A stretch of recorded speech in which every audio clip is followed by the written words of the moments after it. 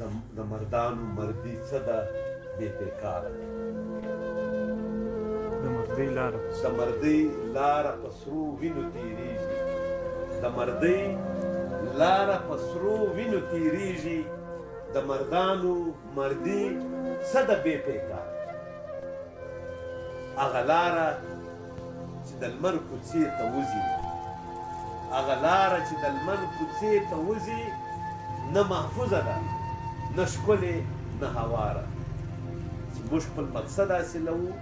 موږ پښتونستان جوړوو موږ خپل حق ګټو دا لاره چې ده دا د حزبو لاره په دې کې به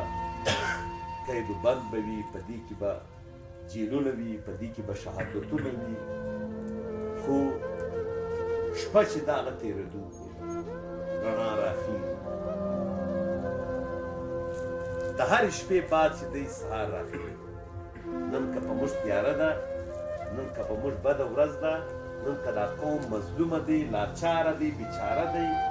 انشاءالله داسې وخت به راشي چې دا قوم دا ولس به یو آزاد یو خودمختیاره یو داسې